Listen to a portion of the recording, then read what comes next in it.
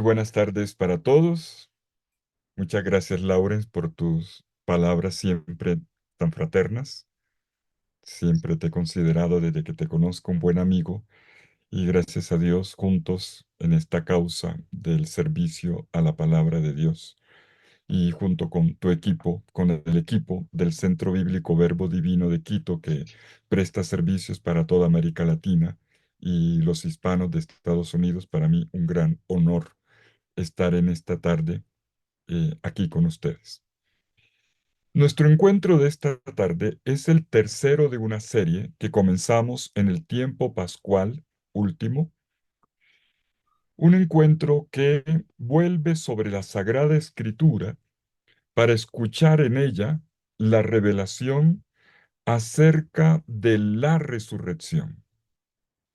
Podríamos decir con el apóstol Pablo: oh muerte, ¿dónde está tu victoria? Esa es la fe cristiana. Oh muerte, ¿dónde está tu victoria? ¿Dónde está tu aguijón? Están diciendo que el volumen está bajo. ¿Es problema mío o de quien escribe? No, está bien, Padre Fidel. Ok, entonces Muy revisa. bien. Le toca revisar su conexión.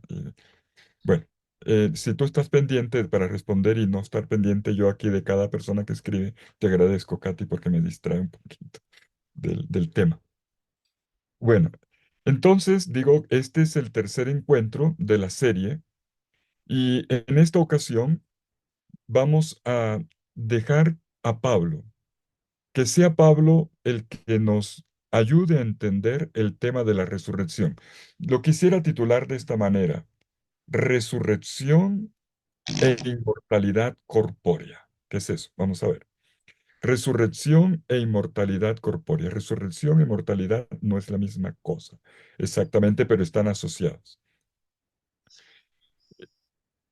Y lo hacemos en el capítulo, leyendo juntos algunas partes del capítulo 15 de la primera carta a los Corintios. El capítulo 15 de la primera carta a los Corintios tiene dos características para lo que nos interesa en esta ocasión. Primero, es el vértice teológico de toda la primera carta a los Corintios. Por otra parte, es un capítulo que recoge el testimonio más antiguo en los orígenes del cristianismo acerca de Cristo resucitado. Es anterior a los evangelios. Por lo tanto, vamos a ver cómo vamos a entrar en el tema. El último tema de la carta a los Corintios es el de la resurrección. Pero antes que la resurrección, de lo que se está ocupando Pablo es del acontecimiento de la resurrección de Jesús. La resurrección que ha tenido lugar en la persona de Jesucristo. No es un planteamiento teórico, es un planteamiento, digamos, basado en un dato concreto, en la persona de Cristo, Señor nuestro. Y Pablo sabemos muy bien que escribe antes de la redacción de los evangelios. Lo más antiguo, nosotros cuando leemos el Nuevo Testamento, primero encontramos los evangelios por la importancia que tienen, pero no son lo más antiguo, al menos no en la redacción final, al menos no desde ese punto de vista. Ciertamente sí las tradiciones orales y escritas. Lo primero son los textos de Pablo, y esto le da mucho interés al abordaje del tema en esta ocasión. Estamos ante el testimonio más antiguo. Es verdad que había una predicación apostólica, oral, diversificada, de la cual nos llegan algunos escritos más tarde, y la voz testimonial es lo que interesa y es la más importante, la primera que resuena por escrito es la de San Pablo. La primera carta a los Corintios está escrita entre el año 55 y el año 57. Una carta que probablemente haya sido una carta más fragmentada de lo que tenemos a primera vista, como una carta que es escrita como respuesta a necesidades concretas de la comunidad. No es una carta de que sea un tratado de teología dogmática. Es una carta eminentemente pastoral donde Pablo, eso sí, afronta, desarrolla temas fundamentales de la fe. Y por supuesto con eso va direccionando, él es un pastor, va direccionando esta comunidad de Corinto que tiene inquietudes, que tiene conflictos, que tiene vacíos, y uno de ellos tiene que ver con la resurrección. Valga recordar todavía de forma introductoria que este texto que tenemos de Pablo se escribe 20 años después de la muerte, al menos puede ser 25, 20 años después de la muerte y de la resurrección de Cristo, y que se escribe desde Éfeso a la comunidad que está al otro lado del mar Egeo, del Egeo, no del Mediterráneo, del Egeo. Éfeso dialoga, se conecta comercialmente por ruta marítima con Corinto. Pablo le escribe desde Éfeso a la comunidad de Corinto 20 años después del acontecimiento de la muerte y resurrección de Cristo. Y notemos, no solamente son las comunidades que están en Jerusalén o en la tierra de Israel las que tratan el tema.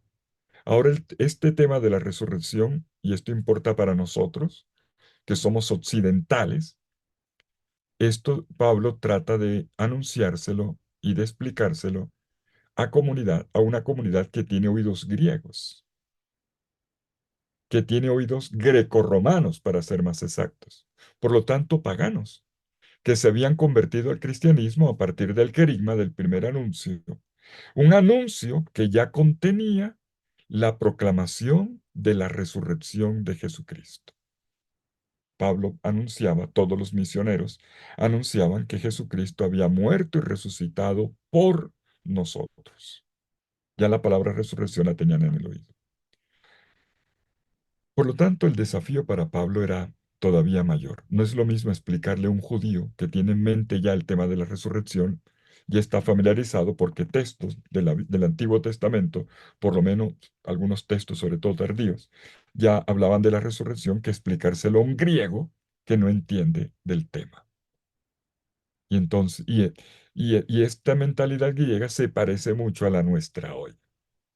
Una mentalidad un poco más filosófica, con otras bases antropológicas. ¿Cómo explicar la resurrección? Por eso me parece muy oportuno escuchar a Pablo en esta ocasión. Vamos a dar 3 pasos en esta tarde. Primero, vamos a ver cómo se plantea el problema. ¿Cómo plantea Pablo el problema? Segundo lugar, cómo Pablo enfoca la respuesta. ¿Cuál es el enfoque?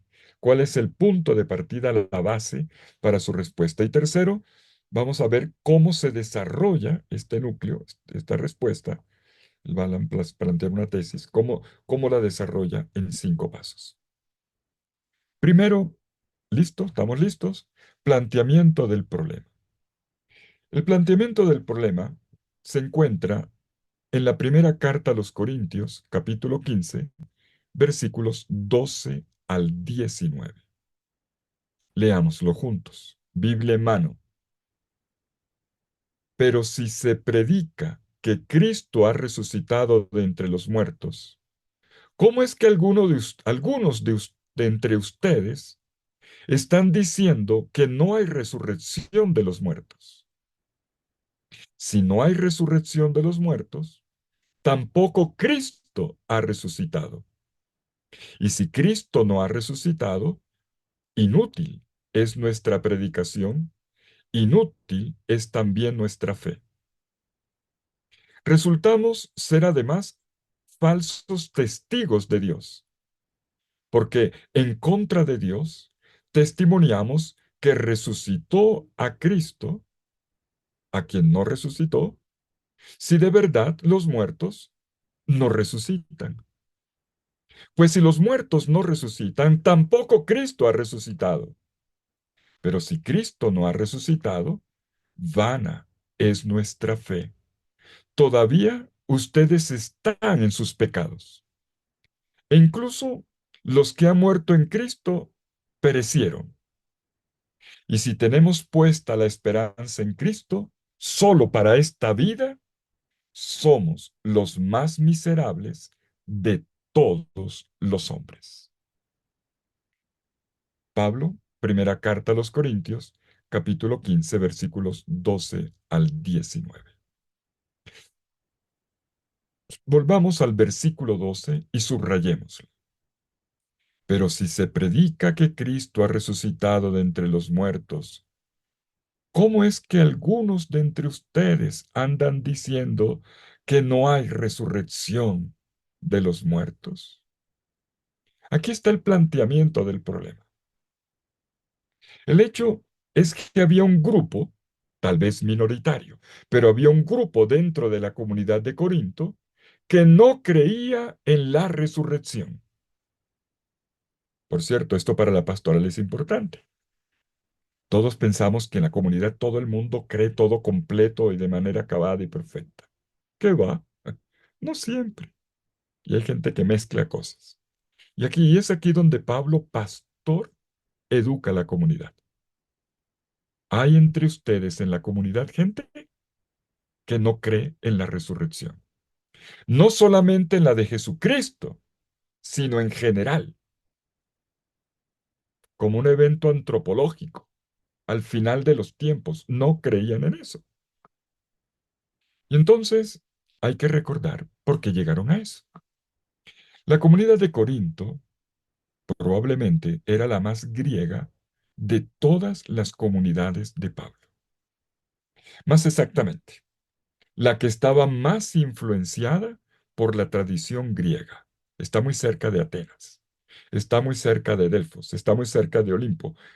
Estamos en un entorno muy importante donde ahora la nueva capital de la calle, en este momento, si se le llama esta región de Grecia, es Corinto, que ha heredado toda esta tradición. Por lo tanto, importa. Pero atención, atención. La comunidad de Corinto no solamente es una comunidad de personas de origen griego, por lo tanto, que vienen del paganismo. También es una comunidad formada por creyentes que vienen del judaísmo. Es decir, es una comunidad mixta. En Corinto había una sinagoga. Lo sabemos porque, primero lo dice Pablo, lo dice Lucas en los Hechos de los Apóstoles en el capítulo 18. Cuando se funda la comunidad de Corinto, se crea una trifulca con la sinagoga. Pero esto está confirmado además. En Corinto, hoy tenemos en el Museo de Corinto, dentro del parque arqueológico, en el pleno patio del museo, se ha encontrado la inscripción que estaba en la entrada de la sinagoga. Sinagoge Hebraion, dice, Sinagoge Hebraion. Ahí la pueden ver la próxima vez que vayan. Por lo tanto, está confirmado. Había una sinagoga y una sinagoga importante. Un grupo de judíos, seguramente muy dados al comercio, en una ciudad ampliamente comercial, como lo era, un emporio además, la ciudad de Corinto con su doble puerto, el del Lecaion y el Golfo Sarónico, eh, un lugar muy importante, era la Nueva York de la época, permítame la comparación, pues había cristianos de origen judío, los cuales en principio no tendrían por qué tener problema con el tema de la resurrección, al menos objeción, porque la afirmación de la resurrección es de ámbito judío, del judaísmo tardío para ser más exactos, pero no del mundo griego, no así del mundo griego. Por eso los cristianos de origen griego tenían dificultades con el tema. Un ejemplo es lo que le pasó a Pablo en el Areópago en Atenas, en apenas 80 kilómetros de Corinto. Eh, Lo tenemos en el capítulo 17 del libro de los Hechos de los Apóstoles. Voy al punto fundamental de ese capítulo. Pablo le predica a los atenienses, entre los cuales debía estar un grupo de intelectuales, de filósofos. Les dice que hay un Dios que no puede ser hecho por mano de hombre, que somos de su estirpe. Viendo el altar al Dios desconocido, le dice, le voy a decir que es ese Dios desconocido, ese Dios que no se deja representar, le habla como judío. Pero de ese Dios nosotros somos de su linaje, somos sus hijos. Esto es claramente una temática griega, filosófica, que además excluye, escuchen bien, la mitología. Los filósofos griegos no se apoyan en la mitología. Quienes sí lo hacían en el ámbito griego eran los poetas, y por medio de los poetas esto pasaba al ámbito popular, de manera que era una cuestión más bien popular, pero los filósofos no. Pablo, cuando hace su discurso en el Areópago ante un grupo de intelectuales, es bien recibido al inicio, hasta aquí va bien, pero cuando llega al nombre de esta divinidad, que es Jesucristo, y dice que se trata de un Jesús muerto y resucitado, ahí se armó el problema. Le dicen enseguida, ¿cómo así? Murió, además, hasta morir entendemos, pero resucitó. Oiga, caballero, otro día lo escuchamos. Chao, chao. Y lo dejaron ahí. Para un griego de Corinto le pasa lo mismo que a los oyentes de Pablo en Atenas. No aceptan, no les encaja el tema de la resurrección. Es que no les puede encajar por la estructura mental que tienen. A finales del siglo segundo, después de Cristo, tenemos a un famoso filósofo neoplatónico llamado Celso. Sabemos de él a través de un cristiano, además padre de la iglesia, escritor, llamado Orígenes, quien escribió un tratado apologético contra Celso, contra él. Celso se burlaba de los cristianos, tildándolos de filosómatoi. Filosómatoi. Filo significa amor o amante. Soma, cuerpo. Filosómatoi, amantes del cuerpo. Con esta ironía, Celso tachaba a los cristianos. Amantes del cuerpo en el sentido en que le daban valor a la identidad corpórea. Claro, Celso era un griego, ¿no? Era un griego. Celso está aludiendo, y por eso los mira con sorna. ¿Ustedes le dan importancia al cuerpo? ¿Ustedes son filosómatos y amantes del cuerpo? El cuerpo no vale la pena. Celso estaba aludiendo a lo que los cristianos decían. Los cristianos respetaban mucho el cuerpo. Porque se lo decía porque la tradición filosófica griega no admite ninguna resurrección. La mitología sí. Por ejemplo, Asclepio, Esculapio, el dios de la medicina, ¿se acuerdan aquel que tiene el palito y tiene la culebrita? ¿Se acuerdan? Eh, Esculapio, eh, se decía de él, cerca de Corinto, había un famoso santuario de Esculapio, que reconocemos hoy por un famoso teatro, anfiteatro, que tiene el mejor sonido del mundo. Epidauro, la próxima vez que puedan, vayan a Corinto, pasen a Epidauro. Pues ahí cerca estaba el santuario del dios de la salud. La gente que no encontraba solución a de sus problemas corporales, a sus enfermedades, pues le hacía la peregrinación al santuario de la salud. Y ahí estaba Asclepio. Y se decía que este dios de la medicina tenía la capacidad de resucitar a los muertos. pero era la mitología. Se consideraban las creencias. Un filósofo no aceptaba este tipo de cosas. Celso era uno de ellos, y por eso Celso les da duro a los cristianos. ¿Cómo así? Esto, creer en resurrección, la resurrección es un milagro sobre el cuerpo. Esto deturpa, filósofo racional, esto deturpa el orden de la naturaleza. Por lo tanto, la resurrección no está prevista en la mentalidad griega, al menos la intelectual. Lo que más se aproximaba al asunto era lo que otro filósofo, este del siglo III, han escuchado hablar de él en sus lecciones de filosofía, Plotino. Lo que el filósofo Plotino decía. Él afirmaba que no había resurrección del cuerpo. A lo sumo, la resurrección del cuerpo, o sea, salirse del cuerpo como una separación del alma. Es decir, algo iba a ocurrir en el alma. El alma tenía su autonomía, su entidad propia, sin el cuerpo. Y la vida, lo más importante era el alma. Bueno, sabemos muy bien, Plotino sigue muy bien la corriente neoplatónica, que además viene de Sócrates, que sostenía un dualismo, cuerpo-alma. Sócrates definía al ser humano, ante todo, como alma, psique. El alma es la vida, psique. El cuerpo, entonces, estamos hablando de esta estructura corporal, sería como una especie de sepulcro del alma. El cuerpo no entraba en la definición del ser humano, sino el alma, la psique. Sócrates. Los conocemos por los diálogos de Platón.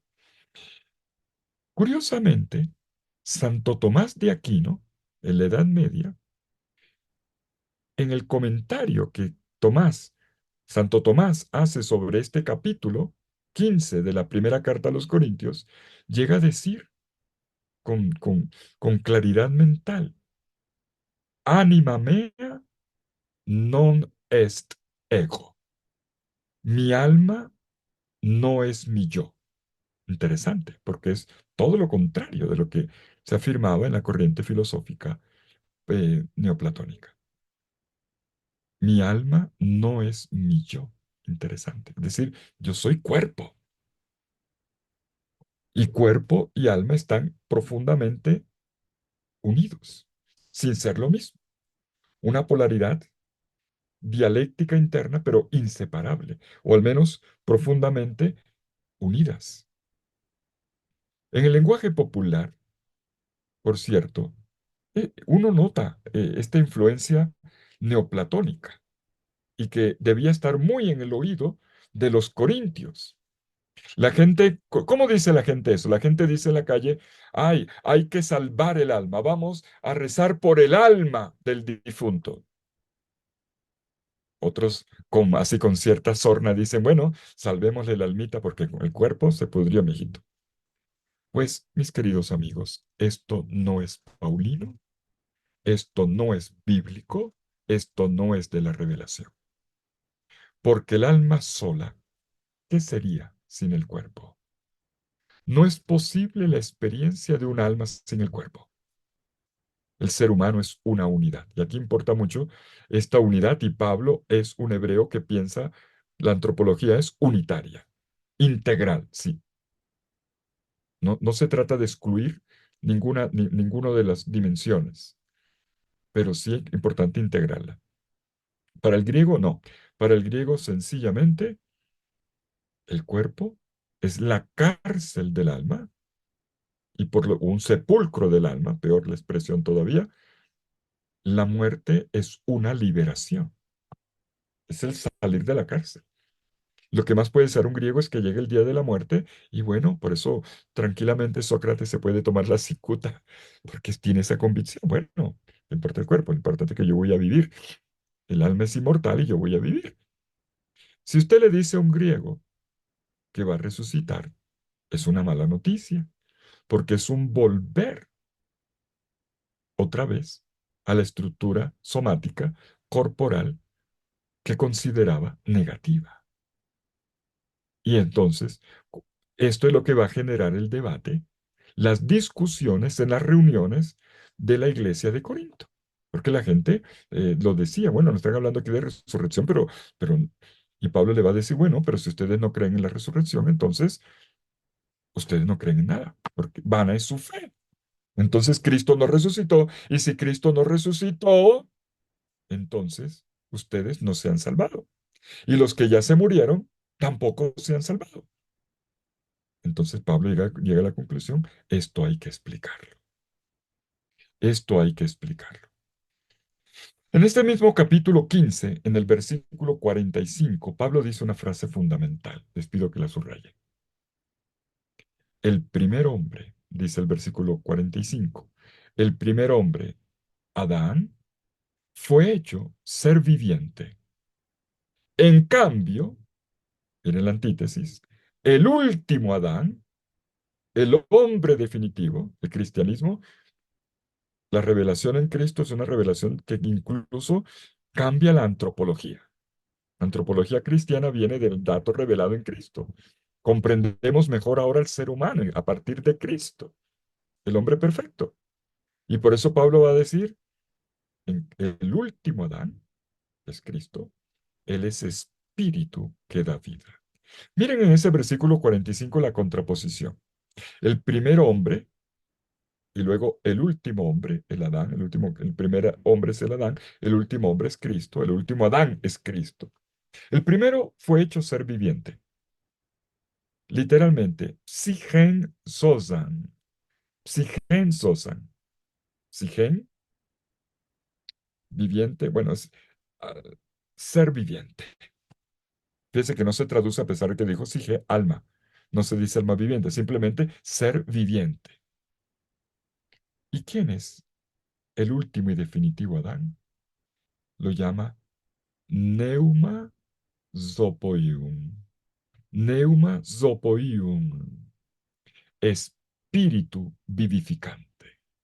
Espíritu vivificador. Un espíritu que da vida.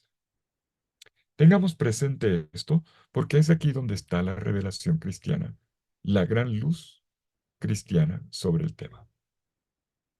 Pero volvamos a la pregunta, el problema, para que cerremos ya el punto número uno de nuestra exposición en esta tarde.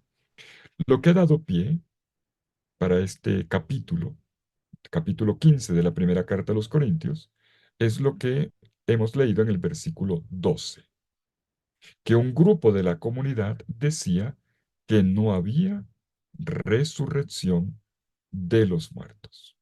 No había. Era inaceptable. Y Pablo enseguida le va a decir, bueno, entonces aquí hay una contradicción, aquí hay un absurdo, porque si ustedes no aceptan la resurrección de los muertos, se viene al piso toda la estructura de fe, la razón de ser de la comunidad, de la iglesia, todo, el bautismo, todo. Si Cristo no ha resucitado, tampoco. Si no hay resurrección de los muertos, tampoco Cristo ha resucitado. Y lo contrario, si Cristo no ha resucitado, entonces nuestra predicación es una predicación sin argumentos, inútil, como inútil también, vacua sería nuestra fe, porque nuestra fe es una respuesta a la palabra predicada. Además, el mismo Pablo se dice, entonces yo soy testigo de qué, porque un misionero es un testigo. Sería un falso testigo de Dios, porque en contra de Dios estaríamos testimoniando que Cristo resucitó, que Dios resucitó a uno que no habría resucitado. Si aceptásemos que no hay resurrección, que los muertos no resucitan. Y Pablo insiste, si los muertos no resucitan, entonces tampoco Cristo, pero, pero si Cristo resucitó, aquí está el anuncio cristiano, aquí ya voy a entrar al punto número 2, si Cristo ha resucitado, entonces es otra cosa. ¿Cómo entenderlo? Bueno, el punto problemático entonces, si Cristo no resucitó en negativo, nuestra fe no tiene sentido. Estaríamos en pecado y nuestra esperanza solamente sería una esperanza intraterrena, una esperanza de cómo voy a tener trabajo, de cómo voy a criar mis hijos, cómo voy a tener mi casita, pero sin trascendencia.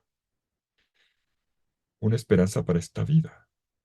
Y entonces, concluye Pablo, si esta fuese nuestra situación, seríamos los más miserables de todos los hombres. Dicho esto, veamos ahora la respuesta de Pablo. La respuesta de Pablo tiene dos partes. Primero, Pablo vuelve sobre la predicación, argumenta otra vez su predicación y enseguida, que será la tercera parte, va a desarrollar el hilo de oro de la resurrección. Pablo, en el capítulo 15, segunda parte, entonces, veamos ahora los versículos 1 al 11. Me devuelvo ahora el punto que no he leído, la sección que no he leído, capítulo 15, versículos 1 al 11. Ahora vamos a ya leer en el orden correcto. Pablo dice que al abordar el tema, lo primero que uno tiene que tener muy en mente, para que nos entendamos, es que el cristianismo anuncia no una teoría, no un postulado, sino a una persona. El cristianismo es la persona de Jesucristo, más exactamente, un acontecimiento que ha tenido lugar en la persona de Jesucristo. Importante eso. ¿Y qué fue lo que tuvo lugar en la persona de Jesucristo? Cuando atravesaba el mar, el lago, o cuando curaba a los enfermos, o cuando caminaba con los discípulos. Sí, todo eso. Pero lo más importante es lo que dicen los versículos 3 al 5. Porque yo les transmití en primer lugar lo mismo que yo recibí, que Cristo murió por nuestros pecados según las Escrituras, que fue sepultado y que resucitó al tercer día según las Escrituras, y que se apareció a Cefas y después a los 12. Pocas palabras para decir, para entregarnos la predicación. Es la síntesis del evangelio predicado por Pablo y que dio origen a las comunidades. Lo que los misioneros decían por todas partes, que Cristo murió, que Cristo resucitó. Estamos ante la confesión de fe más antigua que conocemos y que comienza con la frase, les he transmitido lo que a mi vez he recibido, es decir, esta predicación yo no me la inventé, es anterior a mí. El Evangelio no se inventa, el Evangelio se recibe. Es una tradición con T mayúscula. Transmitir se dice en latín traditio, en griego paradidomi. Les he transmitido lo que a mi vez he recibido. Este Evangelio es anterior a mí.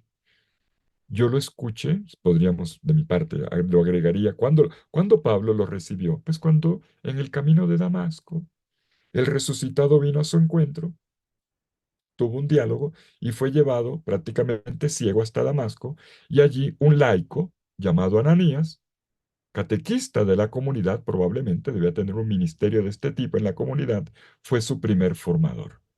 Fue el que le impuso las manos, el que le acompañó en el bautismo en el Espíritu, o en la iniciación cristiana más bien, lo llevó a la fe y fue el que le comunicó esta verdad de fe. Pablo la recibió. Y Pablo dice, yo no hago más que predicar esto que me fue entregado por aquellos creyentes de Damasco. Devolvámonos ahora al versículo 1. Les recuerdo, hermanos, precisamente esto, el evangelio que yo les prediqué. La comunidad nació de una predicación.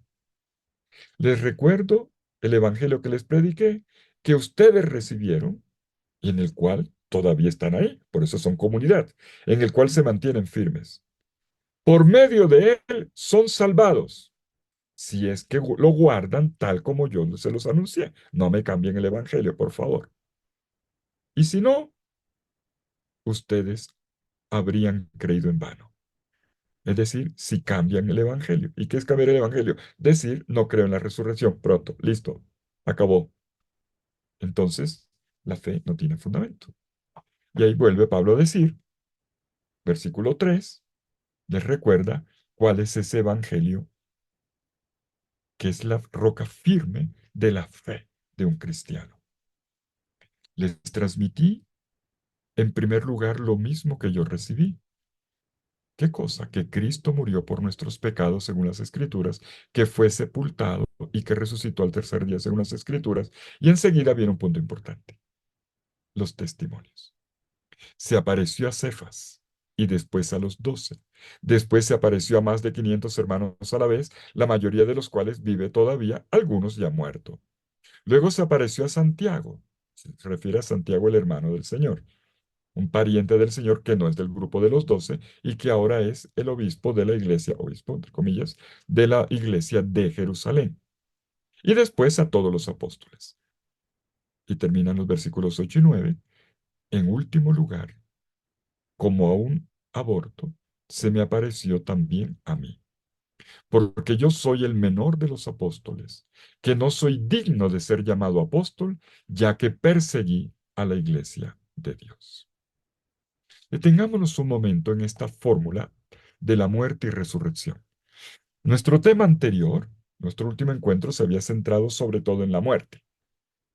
Si queremos entender la resurrección de Cristo, tenemos que entender por qué murió y cómo murió.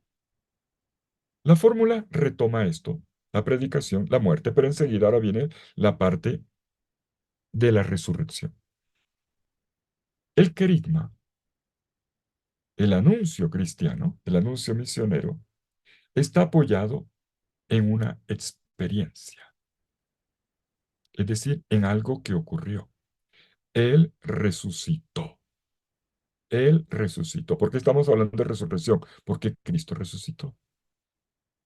No es una proyección de lo que debiera ser y el mundo tenemos que... No, no, es un hecho. Partimos de un hecho. Cristo, lo que ocurrió en Cristo.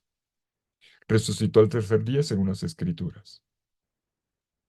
¿Se puede hablar de resurrección de Jesús? ¿Por qué?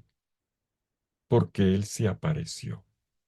Ofte se dice en griego, que es el aoristo indicativo pasivo del verbo griego jorao, que significa ver, percibir, es un ver comprensivo. Por lo tanto, una experiencia causada por Jesús, un Jesús que se hace ver, que se manifiesta, no la proyección de una comunidad. No es una invención. Y esto es lo que la comunidad, los cristianos están creyendo más de 20 años después del acontecimiento. No solo en Jerusalén. Ahora esto mismo lo están creyendo las comunidades de origen griego, paganos también. Y se dice que ha resucitado de entre los muertos. Lo dice ¿por qué? Porque hubo testigos de las apariciones. Esto es fundamental, porque hay unos testigos que lo afirman. Ninguno lo vio, ninguno lo vio resucitar. Lo encontraron ya resucitado. Y Pablo hace la lista, primero a Cefas. Cefas es el nombre el término arameo que Jesús utilizó para referirse a Pedro. Y Pablo lo recuerda así, con el mismo término con que lo llamaba Jesús. Jesús le llamaba Kefas, roca. Luego a los otros discípulos y enseguida a más de 500 hermanos, se menciona a Santiago, el hermano del Señor, luego a todos los apóstoles, una manera de indicar a los misioneros que surcaban el Mediterráneo para evangelizar. Vemos aquí cuando la mención de Kefas, de Cefas, a un Pedro que idealmente ya preside a la iglesia, y en torno a él al grupo de los 12, al grupo histórico de Jesús y a los misioneros cristianos, llamados aquí los apóstoles. Y luego entra Pablo, Pablo de último porque él se convierte después, como bien sabemos, no fue enseguida. Es muy probable que Pablo no haya conocido directamente al Jesús terreno, lo más probable es que no. Pero sí dice claramente que sí ha conocido a Jesús, pero al resucitado, al Cristo glorificado. Se me ha aparecido también a mí. Y entonces tenemos aquí tres ideas importantes. tres cosas importantes para subrayar. Una, ya hay una tradición bien precisa que dice que Jesús ha resucitado el tercer día. Segundo, en las traducciones se dice apareció, pero el texto griego dice literalmente ofte, ya lo dije, fue visto, fue visto. Y hay una diferencia, sobre todo para nosotros los católicos, que tenemos el lenguaje de las apariciones en la boca. Y entonces cuando leemos, y se apareció, para un cristiano de hoy, piensa enseguida en las apariciones, algo parecido a las apariciones de la Virgen en otros lugares. Pues no tiene nada que ver. No es de ese tipo. Aquí es diferente. Un Jesús que fue visto, un Jesús que hizo ver, un Jesús que causa la experiencia, es de otra naturaleza. Una Biblia seria debería traducir así. No se apareció, sino se hizo ver, fue visto, ofte. El acento está en que quien lo ha encontrado a Cristo, lo ha visto. El Cristo se le ha hecho ver. Y esto ha causado en el creyente algo, una transformación. La tercera cosa importante es que aquí ya tenemos la situación de la iglesia. Pedro no estaba en Jerusalén ya. Probablemente, estamos ya en los años 50, Pedro debía estar en Antioquía o en Roma. Y en Antioquía fue donde Pedro y Pablo se encontraron. Pablo preside la iglesia del Señor en Antioquía, en Roma, donde se encuentra. Probablemente algún paso rápido por Corinto, porque es mencionado en el capítulo 1 a propósito de las divisiones. Quien preside la iglesia en Jerusalén, es Santiago, el hermano del Señor, el mismo que unos 6 años antes, al menos en el llamado Concilio de Jerusalén, narrado en el capítulo 15 de los Hechos de los Apóstoles, fue la contraparte de Pablo, el que peleó donde tuvo la discusión teológica con Pablo y donde Pedro fue justamente el mediador de aquel conflicto entre Jerusalén y Antioquía y que terminó en el Concilio de Jerusalén con la expresión de Hechos 15:28, el Espíritu Santo y nosotros hemos decidido y lograron una conciliación. Pablo dice, también a mí se me apareció, o también, el lenguaje, ojo, se hizo ver y he tenido una experiencia real del resucitado.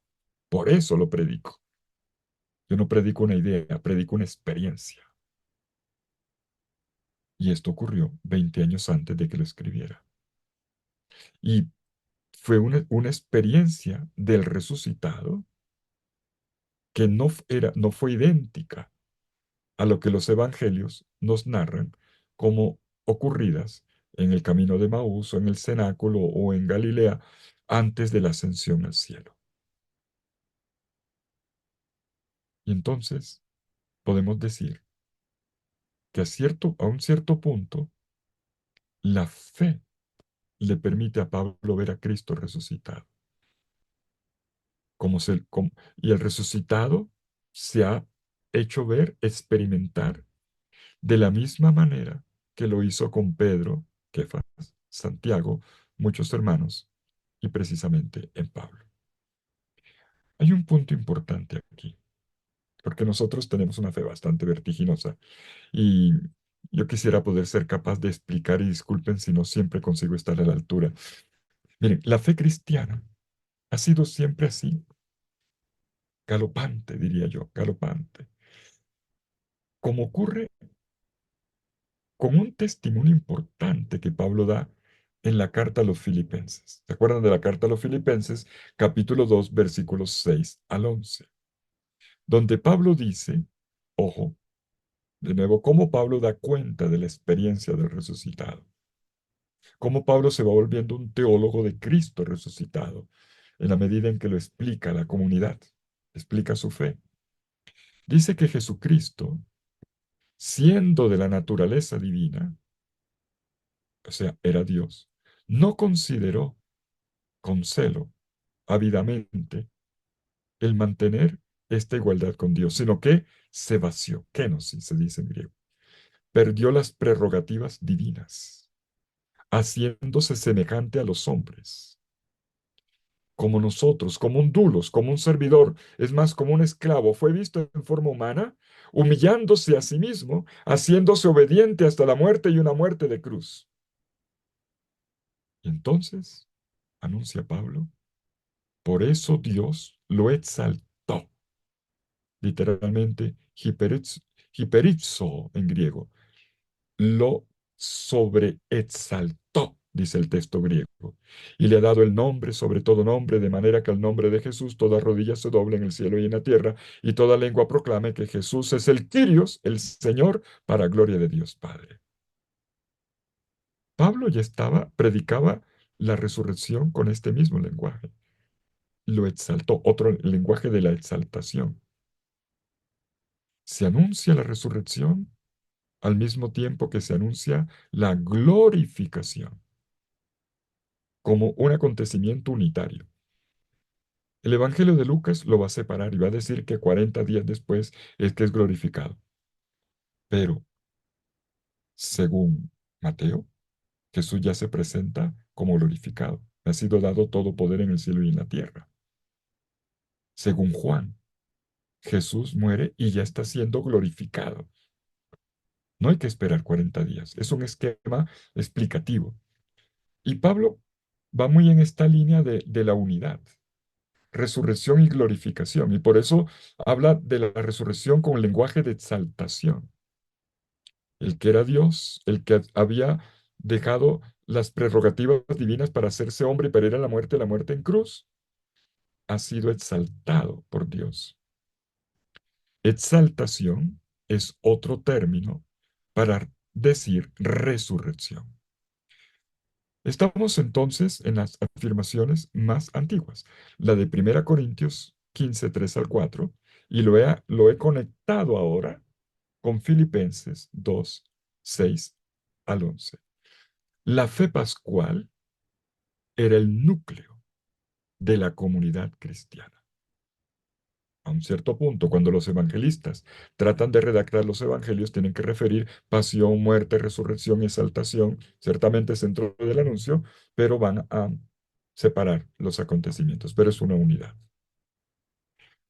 De todas maneras, valga recordarlo, en los evangelios, el anuncio de la muerte y resurrección de Jesús ocupa un cierto volumen literario que es desproporcionado con toda la primera parte, la infancia y los 2 o 3 años de ministerio de Jesús, para decir, miren, esto es lo más importante, esto es lo más importante. Pablo se asegura, tratemos de entender ahora lo fundamental del planteamiento, de que no se cambie la fe, de que no entren ahora en polémica interna en la comunidad, que lleve a malas interpretaciones o incluso a la pérdida de la fe en la resurrección. Pablo está preocupado por eso. Y por eso Pablo les ha dicho, mm, les recuerdo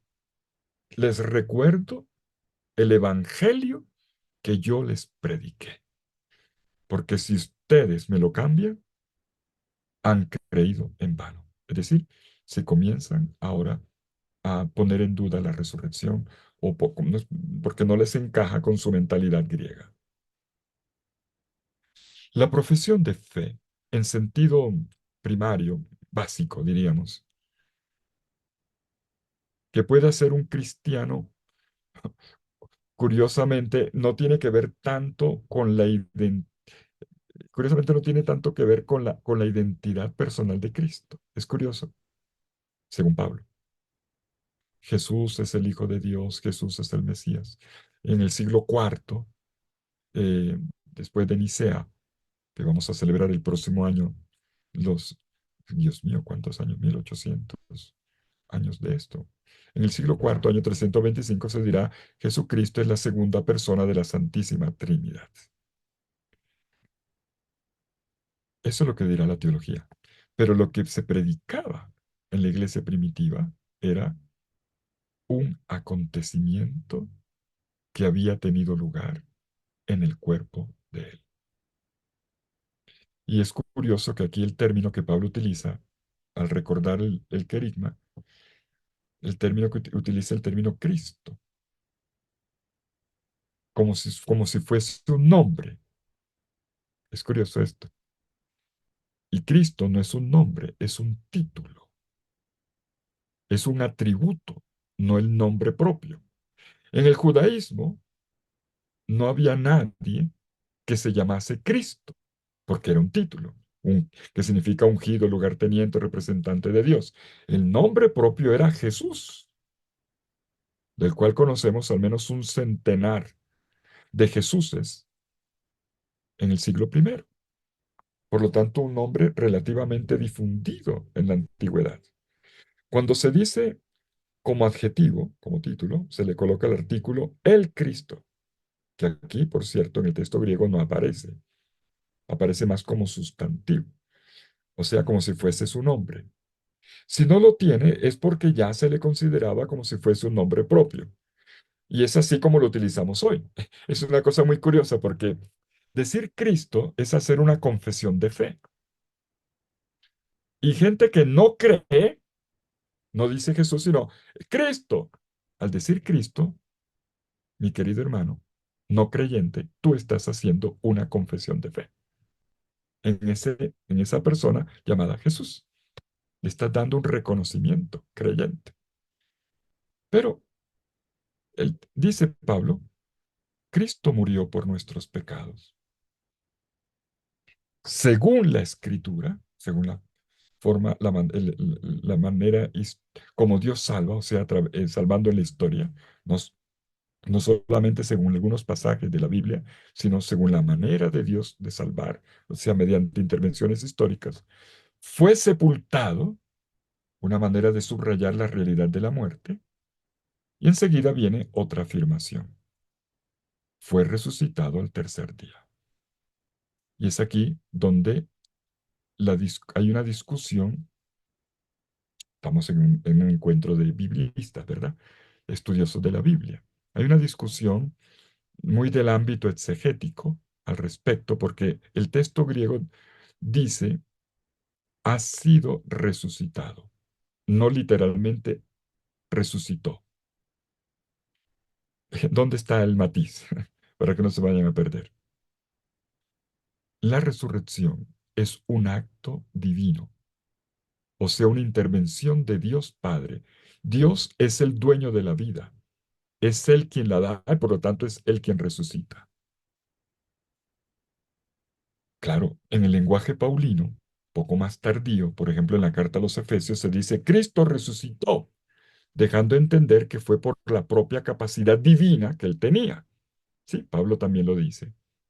Pero en su predicación más antigua, el verbo griego egeiro, levantar, aparece en voz media, así se dice en gramática, voz, voz media, o también puede ser en voz pasiva para decir ha sido resucitado.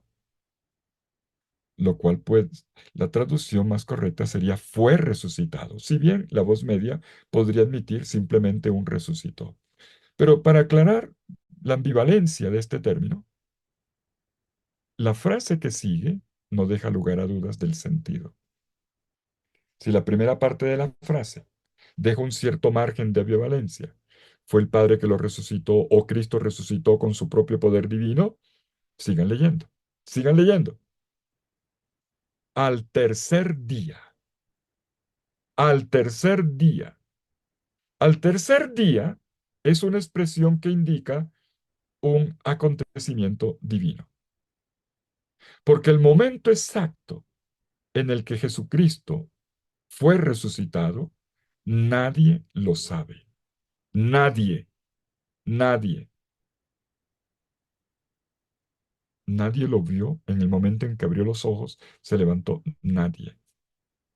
Y te van a decir, pero yo he visto películas. Muy bien, felicitaciones, vamos bien. Hay un texto del siglo IV, un texto apócrifo, llamado mal llamado evangelio, el evangelio de Pedro, que obviamente no está en la Biblia, un texto de 4 siglos después de Cristo.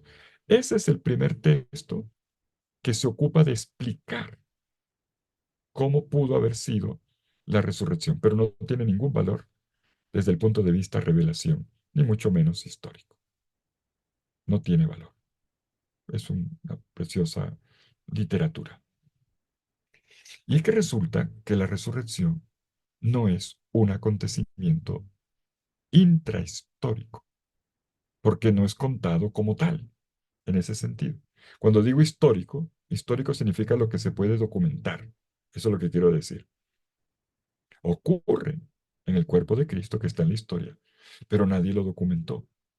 En cambio, sí se documentó que el sepulcro estaba vacío, están los evangelios, la aparición de los ángeles y sobre todo las cristofanías pascuales. Un Jesús que se aparece, eso sí, y se aparece resucitado y es reconocido como el resucitado es el mismo que fue crucificado, pero está ahora en un estado en un estado de gloria. Está glorificado, eso sí, pero el evento de la resurrección como tal nunca es contado. Y entonces nos ayuda la expresión tercer día. La expresión al tercer día, escúcheme bien, no tiene valor de calendario. Hay gente que se pega unos enredos. ¿Cómo así que murió el viernes por la tarde y el sábado por la noche ya están cantando la resurrección? Entonces, ¿fueron 3 días o fue un día? ¿Cómo es la cosa? Hay gente que se pega unas enredadas, unas confundidas. Niño, por favor, en el mundo hebreo, los días se cuentan, las 24 horas, desde las 6 de la tarde, bueno, depende de la estación, sol va cambiando, desde el atardecer hasta el siguiente atardecer. Por lo tanto, el día no comienza a medianoche, ni la primera parte del día es el sol y después la noche. No, en el mundo hebreo primero es la noche y después es el día, como si estuviésemos en el relato de la creación. Así cuenta, así cuenta el tiempo un hebreo. Por lo tanto, si Jesús muere 3 de la tarde, ya ese es el primer día. Es enterrado, luego viene la noche, ya está transcurriendo el segundo día hasta las 6 de la tarde del sábado. Y a partir de las 6 de la tarde, depende de la estación, pero estamos en primavera, más o menos equilibrado, a partir de las 6 ya estamos, desde las 6 de la tarde del sábado, ya estamos en el tercer día. ¿Entiende? Pero insisto, ¿de dónde viene esto del tercer día? He hecho el cálculo simplemente para aclararle a aquellos que se enredan, pero en realidad tampoco le abundaría más a esa discusión, porque resulta que la expresión el tercer día es un dato que viene del lenguaje rabínico. Esa expresión es una expresión muy utilizada en el lenguaje rabínico que está testimoniada en los textos posteriores a Cristo y que se recogen en la Gemara, en la Tosefta y en el Talmud. ¿Qué dice el lenguaje rabínico? Dice, Dios es fiel y Dios no deja a un justo en el sufrimiento más de 3 días. ¿Y de dónde viene esa afirmación? ¿Tiene algún apoyo en la revelación? Sí, sí. Profecía de Oseas, capítulo 6, versículo 2. De ahí viene la expresión el tercer día, en el sentido en que lo estoy explicando, como lo explicaron los rabinos, pero este texto ya da una gran luz. No es una cuestión de calendario, es una afirmación sobre Dios. ¿Qué dice Oseas? Lo leo desde el versículo 1. Dice, vengan, vengan, volvamos al Señor porque Él nos desgarró y Él nos sanará. Él nos hirió, Él nos curará. Versículo 2, el que me interesa. En 2 días nos hará revivir y al tercero nos levantará. Escuchen, levantar. Aquí está en hebreo, pero en griego se dirá el verbo egeiro, que es levantar. Y al tercero nos levantará para que vivamos en su presencia. Esto es lo que en inglés se diría reivindication. Bueno, en español también lo decimos. La reivindicación del justo. Quiere decir, si los seres humanos son capaces de dejar a una persona morirse, porque los seres humanos somos capaces de eso, Dios en cambio, no. Dios es uno que da la vida. ¿Me entienden? Entonces hay un texto de Oseas 6:2, pero la tradición rabínica le comienza a dar fuerza, resonancia, para, para indicar la fidelidad de Dios. Dios no abandona a los suyos, y hoy diríamos mucho menos a su Hijo. El texto de Oseas, y tampoco el del rabinismo, no se refería al hecho de una resurrección que no ha sido contada. De lo que está hablando es de una intervención de Dios. Dios no deja al justo en el sufrimiento más de 3 días. Y 3 días puede ser 3 horas, puede ser 3 semanas, puede ser 300 años, que es lo que hoy el pueblo judío, por ejemplo, reflexiona. ¿Y cómo es que hemos sufrido tanto en la Segunda Guerra Mundial que nos han matado 6 millones de judíos en los campos de concentración o parecidos? La Shoah, eh, 3 horas, 3 semanas, 3 años, 300 años, 3 siglos. Es la manera de decir, sí, Dios, Dios interviene. ¿Cómo? Dios interviene. Esa es la afirmación. Dios no deja al justo en el sufrimiento más de 3 días. En el caso de Cristo, es claro que lo están anunciando desde muy temprano, por lo tanto, si quieren, póngale el calendario, no hay problema. Los cristianos lo entendieron. Inclusive, Juan nos deja la impresión de que esa resurrección ya está aconteciendo en la misma cruz. El Evangelio de Juan ya lo he explicado varias veces aquí. De curaciones o también las otras obras de Jesús, de poder. Pero delante del sepulcro de Jesús no había ninguno diciendo, Jesús, sal fuera, como hizo él con Lázaro. No, es algo que ocurre internamente. Es una intervención divina que podría identificarse con la divinidad de Jesús mismo. Ya les dije la cuestión de si resucitó o fue resucitado. De todas maneras, la humanidad no tiene esta posibilidad. El ser humano no puede darse a sí mismo la resurrección. La vida es dada por Dios y la resurrección es un paso adelante, una nueva condición de vida, en la misma vida de Dios, en la gloria de Dios, no un retroceder a las mismas condiciones anteriores. Y la vida, y esta es la expresión que siempre Pablo prefiere, por eso habla de exaltación o hiperexaltación, literalmente en el texto del Cántico de Filipenses. Un término también muy repetido de Pablo es vida nueva. Vida nueva son nuevas condiciones en el vivir. La vida es dada por Dios. El cántico de Ana, ¿se acuerdan el cántico de Ana en el primer libro de Samuel, capítulo 2? Ana, la madre de Samuel, ella lo había dicho, Dios da la muerte y la vida, ¿no?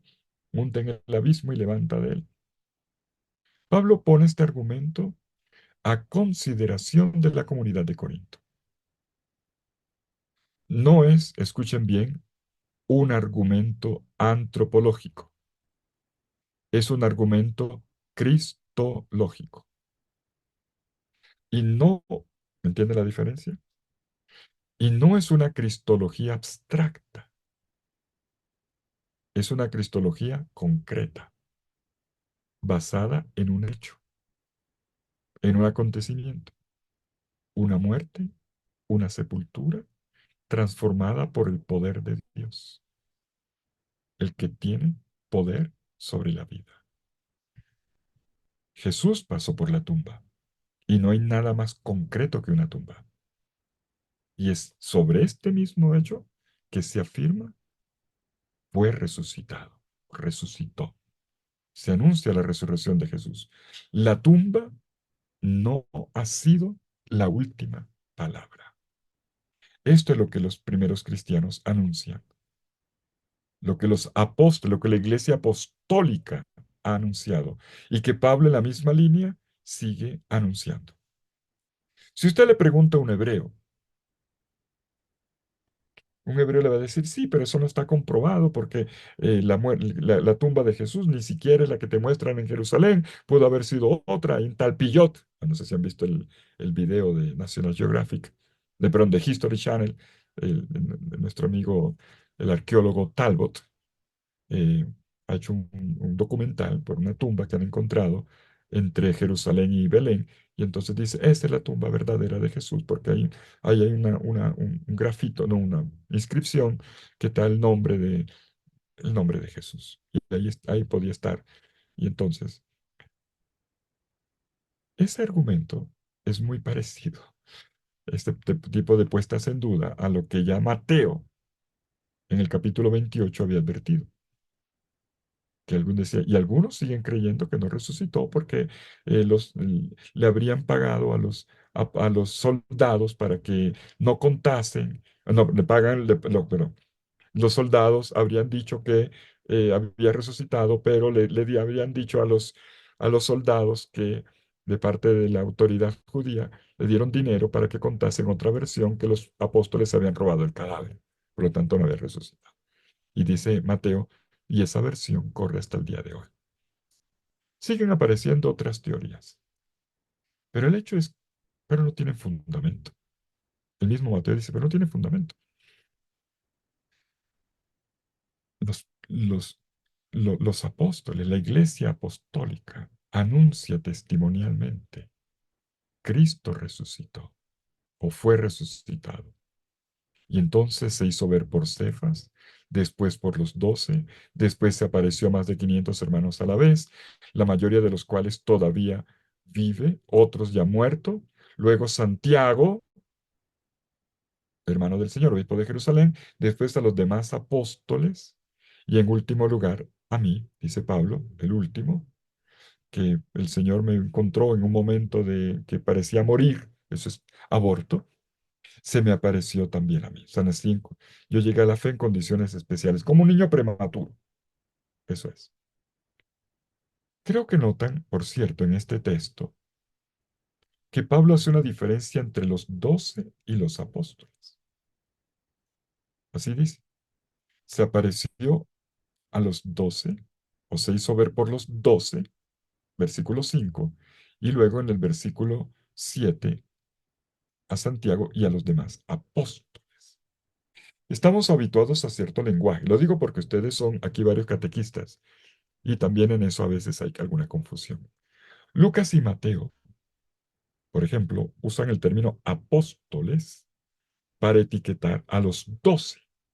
Pablo no. Pablo distingue. Y Pablo reivindica para él mismo incluso la identidad de apóstol. Apóstol significa enviado.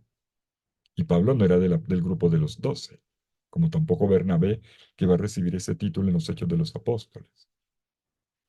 Apóstol significa enviado. Pueden ser los 12 o no necesariamente. Pablo por eso separa todos los misioneros que anunciaban el querigma. Es más, para los que les gustan los estudios bíblicos, en el capítulo 16 de la carta a los romanos, Pablo llama apóstol a una mujer. Hay una apóstola, se llama Junia. Pablo dice en el texto, Andrónico y Junia, ilustres apóstoles, no ilustres entre los apóstoles, no, apóstoles insignes. Había una apóstola. Y no era del grupo de los 12, evidentemente, pero tenía el título, el reconocimiento. Y esto costó mucho trabajo. Por ejemplo, Tertuliano, ¿han escuchado hablar del padre Iglesia Tertuliano? Dice que es una vergüenza que hubiese un apóstol, imagínense. Ya un poco un esquema un poco particular. No acepta que haya un apóstol. No lo aceptaba Tertuliano, no lo aceptaba que hubiese una mujer apóstola. ¿Y cómo lo resolvieron después en la Edad Media? Cuando la iglesia pues ya es dirigida solamente por varones, pues cambiaron la palabra Junia por Junio. O sea, la volvieron macho. Perdóname la expresión, ¿eh? Entonces el texto en las traducciones decía Andrónico y Junio, ¿no? Pero después que se volvió al texto griego, no, no, no, no. Los manuscritos más antiguos lo decían. Junia era una mujer.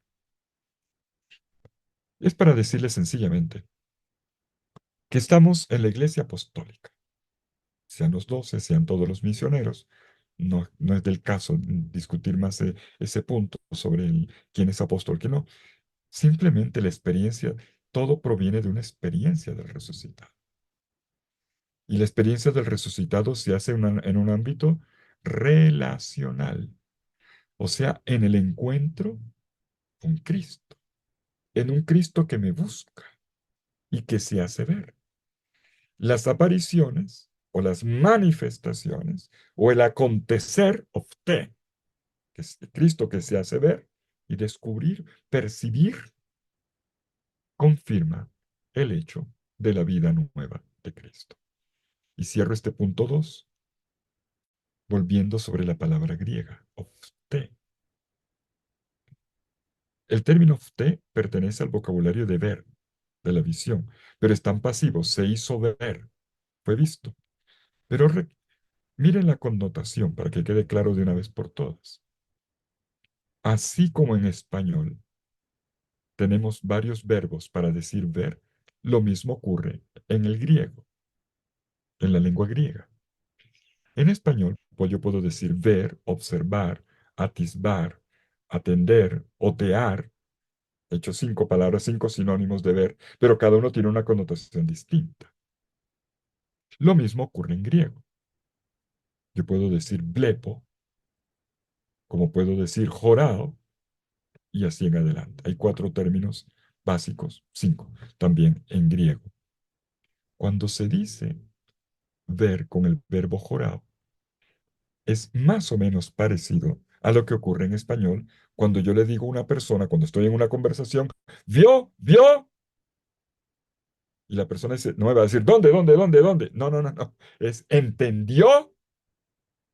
Ver es un ver comprensivo, un ver captativo.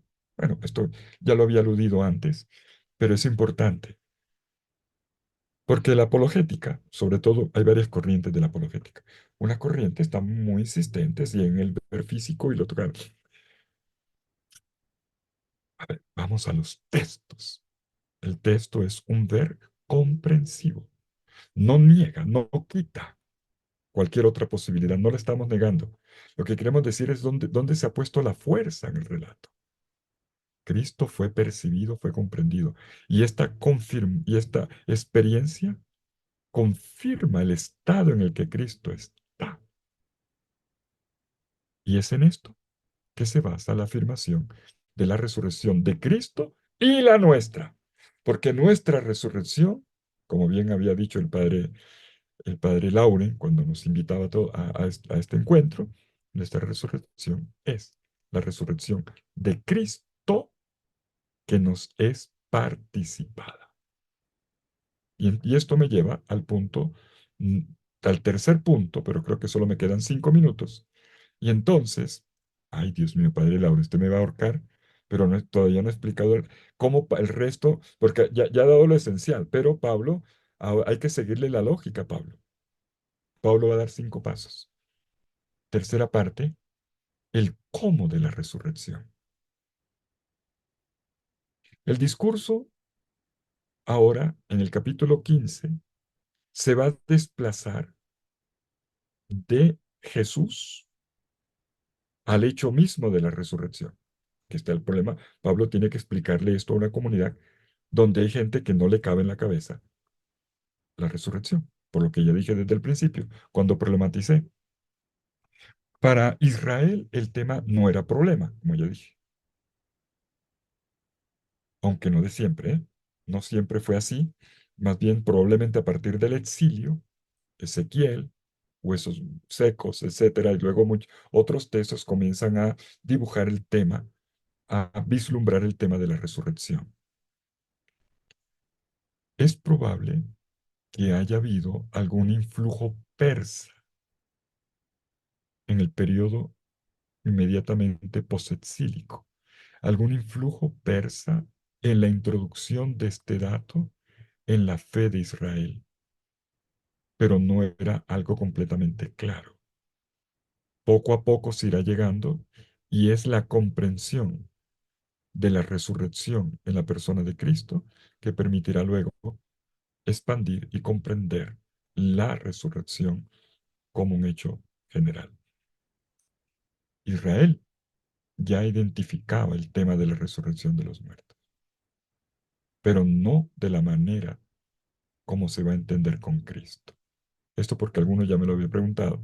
Pero usted dice que en el Antiguo Testamento no hay resurrección. Y me comienzan a sacar textos. Sí, pero no, no es la resurrección de a la manera de lo que ocurre en Cristo.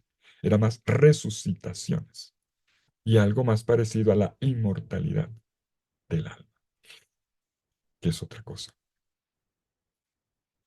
El hecho es que algunos apócrifos contemporáneos a Pablo, es decir, del siglo primero, como el cuarto libro de Esdras, ya están muy inquietos con el tema.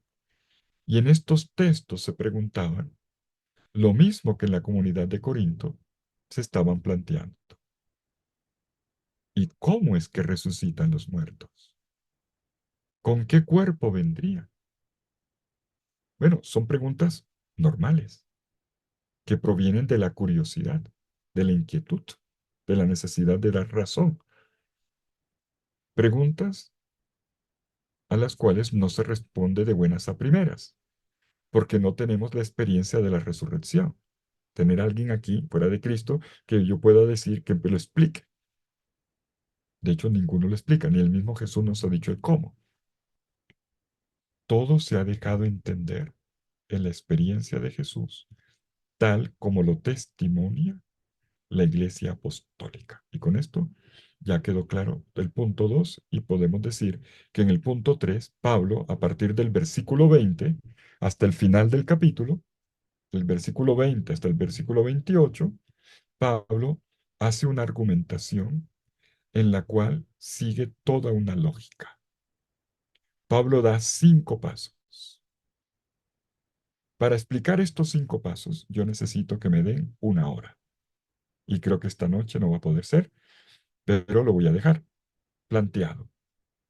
En 1 Corintios, primer paso, atención, paso número 1 de los 5 pasos, versículos 20 al 28. Pablo hace un parangón.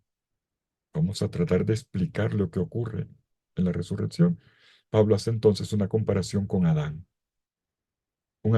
En Adán todos mueren.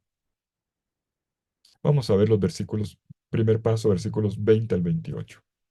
Ahora bien, Cristo ha resucitado de entre los muertos como primer fruto de los que mueren. Ojo, primer fruto de los que mueren. Cristo es el primogénito de entre los muertos en su resurrección. Ese es el dato. Cristo. Porque como por un hombre vino la muerte, estoy en el versículo 21, también por un hombre la resurrección de los muertos. Y así como en Adán todos mueren, así en Cristo todos serán vivificados, pero cada uno en su orden debido. Como primer fruto, Cristo. Luego con su venida, los que son de Cristo. Después llegará el fin, cuando entregue el reino a Dios Padre, cuando haya aniquilado todo principado, toda potestad y poder, porque es necesario que Él reine hasta que ponga a todos sus enemigos bajo sus pies. Como último enemigo será destruida la muerte, porque ha sometido todas las cosas bajo sus pies. Si bien cuando dice que todas las cosas están sometidas, es indudable que exceptúa al que sometió todo a él. Evidentemente, Padre, es la excepción. Cuando le hayan sido sometidas todas las cosas, entonces también el Hijo se someterá a quien él sometió todo, para que Dios, entiende Dios Padre, sea todo en todas las cosas. Enseguida, paso número 2, versículos 29 al 34, Pablo aborda un caso muy particular, y es aquellos que se bautizan por los muertos. Estaban muy preocupados porque, bueno, y aquellos que murieron, un problema pastoral, y aquellos que murieron y no fueron bautizados, entonces se condenan, o entonces yo me voy a bautizar por él. Y hacían el bautismo por los difuntos. Este es paso número 2. Miren cómo Pablo lo afronta. No lo voy a explicar, simplemente lo voy a leer. De otro modo, ¿qué conseguirán los que se bautizan por los muertos? Si los muertos no resucitan de ninguna manera, ¿para qué se bautizan por ellos? Y nosotros, ¿para qué nos ponemos continuamente en peligro? Sí, hermanos, cada día estoy a punto de morir por la gloria que son ustedes para mí en Cristo Jesús, Señor nuestro. Si por miras humanas luché contra bestias en Éfeso, ¿de qué me sirve? Si los muertos no resucitan, comamos y bebamos que mañana moriremos. No se dejen seducir. Las malas compañías corrompen las buenas costumbres. Despierten, como es justo, y dejen de pecar, porque hay algunos que desconocen a Dios. Lo digo para vergüenza de ustedes. Paso número 3. Quizás el punto más importante. El parangón con la semilla. Pablo hace versículos 35 al 50. Esta es la parte más importante. Pablo hace un parangón con una semilla. Lo que tú siembras no cobra vida si primero no muere. Claro, de lógica. Y esto no parece, lo que está en la semilla no parece el cuerpo que nacerá. Por lo tanto, no puedo pensar que la resurrección es la prolongación del estado actual como yo ahora estoy, con la misma nariz, con los mismos cachetes, con las mismas orejas. No, porque es un paso adelante, como, como el árbol que nació de la semilla, o lo que fructificó a partir de la semilla. Y esto es para decir, entonces, que la resurrección no es una repetición de la vida actual, o sea, de la identidad antropológico-somática actual. Claro, me lo van a decir. Es verdad que los evangelios nos presentan a un Jesús resucitado comiendo como antes. Bueno, comiendo como antes, tal cual. En realidad, cuando se dice que Jesús va a comer, al menos los relatos donde aparece sentado, en ese momento en Emaús desaparece. No se dice que haya comido. Y luego en el cenáculo, en el mismo capítulo 24 de Lucas, dice que le pidió de comer, le dieron de comer, pero no, no se le muestra más. Hay unos puntos suspensivos. No digo que no haya comido, no estoy diciendo eso, sino que los evangelios son cautos para evitar la insinuación de un volver tal cual a la vida histórica, que es algo que algunos apologetas hoy intentan, pues bueno, subrayar de una manera, en mi opinión, un poquito fuerte, digamos. No, no es que sea falso, sino lo subraya mucho. El caso de Jesús es metahistórico. Su vida terrena termina con su muerte en la cruz. Ahí termina la vida terrena de Cristo. No hay una historia de Cristo resucitado. ¿Por qué? Porque no se puede escribir. Lo que sí tenemos es la historia de los que creen en Él. Eso sí. Y por eso Pablo lo ha dejado muy claro con la lista de los testigos. Eso sí, es la historia de la iglesia y de la predicación y de los misioneros. ¿Eso quiere decir que Cristo entonces no está resucitado porque no puedo documentar? No he dicho eso. No he dicho eso. El cuerpo resucitado es de otro tipo. Y es a esto a lo que apunta el parangón propuesto por San Pablo. La semilla como tal se destruye, pero hay una vida en ella que brota en su máxima expresión. Y luego, no es que Pablo insista más en esto, no es más que un ejemplo, y las metáforas son imperfectas. Lo que deja ver es que hay una diferencia entre mi estado actual y mi estado resucitado. Hay una transformación. Pero bueno, dejemos, dije que no iba a explicar y no me aguanto las ganas, ¿no? Dije que no lo iba a explicar. Dejemos a Pablo hablar. Versículos 35 al 50. Pero dirá alguno, ¿cómo resucitan los muertos? ¿Con qué cuerpo vuelven a la vida? Esa es la pregunta de mucha gente, ¿eh? Y miren lo que dice Pablo. Necio, lo que tú siembras no revive si antes no muere. Y lo que siembras no es el cuerpo que llegará a ser, sino un simple grano, de trigo, por ejemplo, o de alguna otra cosa. Dios, en cambio, le da un cuerpo según su voluntad. A cada semilla, su propio cuerpo. No toda carne, sí, pero atención, mire que pero viene de la semilla. Pero es una creación de Dios. Versículo 39. No toda carne es igual, sino que una es la carne de los hombres, otra la carne de las bestias, otra la de las aves, otra la de los peces. Versículo 40. Hay también cuerpos celestes y cuerpos terrestres, pero uno es el resplandor de los celestes y otro el de los terrestres. Uno es el resplandor del sol, otro el de la luna, y otro el de las estrellas. Y una estrella se diferencia de otra en el resplandor. Y entonces dice, versículo 42, así será en la resurrección de los muertos. Se siembra en corrupción, por eso el cuerpo se destruye, resucita en incorrupción, se siembra en vileza, resucita en gloria, se siembra en debilidad, resucita en poder, se siembra un cuerpo natural, resucita un cuerpo, atención a esto, un cuerpo espiritual. Esta expresión es muy de Pablo. Resucita un cuerpo espiritual, un soma neumáticos, un cuerpo espiritual. Esa es la respuesta de Pablo. Y suena como un oxímoro, ¿eh? Suena como una contradicción. Cuando se está lloviendo en seco, eso es un oxímoro. Se identifica el cuerpo de Jesús con esta aparente un cuerpo te ocupa un lugar, un espacio, un tiempo, pero es espiritual, soma neumáticos, y lo espiritual no ocupa espacio. O sí, ahí está el punto. Soma neumáticos, respuesta de Pablo. Porque si hay un cuerpo natural, también lo hay espiritual. Así está escrito. El primer hombre, Adán, fue hecho ser vivo. El último Adán, espíritu que da vida. Hombre sacado de la tierra es terreno. El segundo, hombre que es del cielo. Como el hombre terreno, así son los hombres terrenos. Como el celestial, así son los celestiales.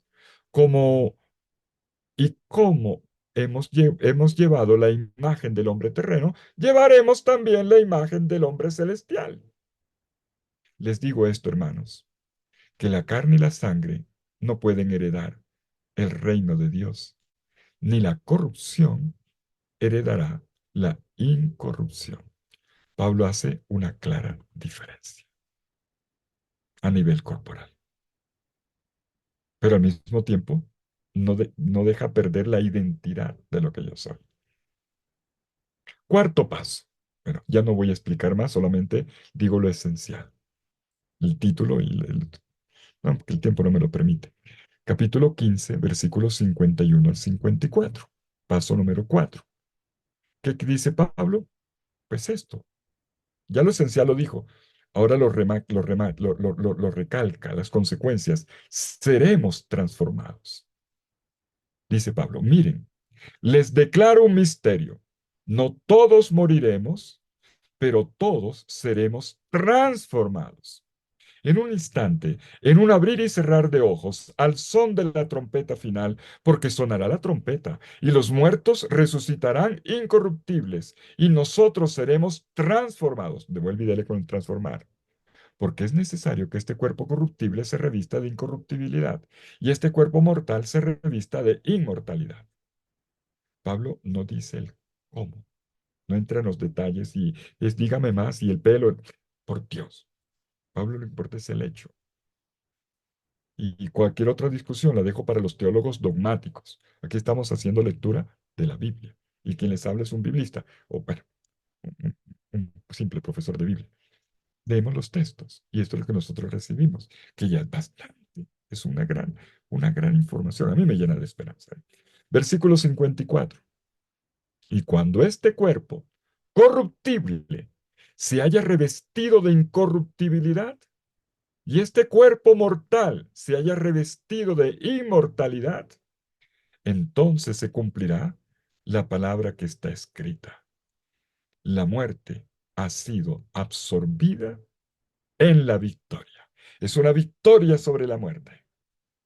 Y Pablo utilizó aquel término inmortalidad, revestido de inmortalidad, pero no es simplemente la inmortalidad del alma, es una inmortalidad corporal, pero que no es la corporalidad biológica solamente, es integral. Y termina Pablo, último paso, conclusión, una vez que Pablo ha dicho, la muerte ha sido absorbida en la victoria. ¿Cuál victoria?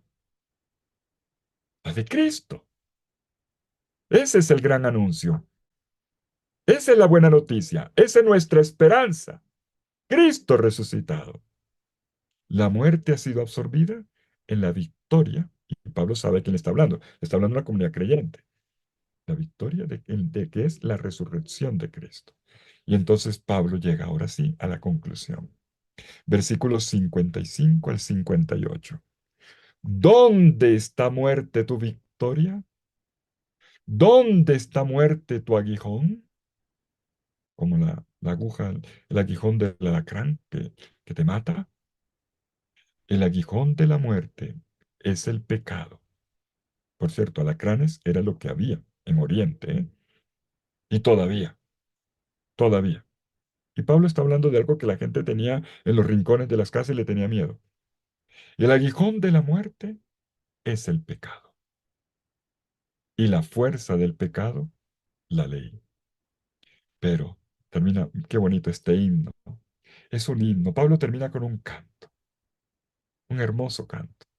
Demos gracias a Dios que nos da, aquí está la resurrección del cristiano, nos da la victoria por nuestro Señor Jesucristo. Por tanto, amados hermanos míos, vuelve al principio, al problema, al punto de partida. Manténganse firmes, inconmovibles, progresando siempre en la obra del Señor, sabiendo que en el Señor el trabajo de ustedes no es vano.